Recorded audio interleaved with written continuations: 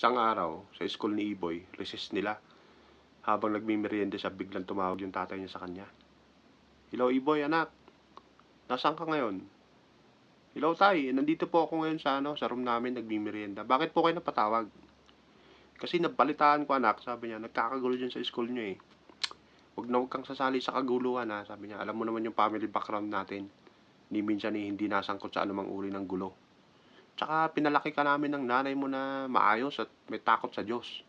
Kaya wag kang lalabas dyan ha. Diyan ka lang sa room nyo ha. Sige po tayo, masusunod po. Maya-maya tumawag ulit yung tatay niya. Nak, sabi niya, ano nga palang dahilan kanya bakit nagkakagulo dyan sa school nyo? Ganun. Yun kung ano tayo, yung principal kasi namin. Nagtaas kasi ng school fees. Yung dating 30,000, ginawa nilang 150,000 na ngayon.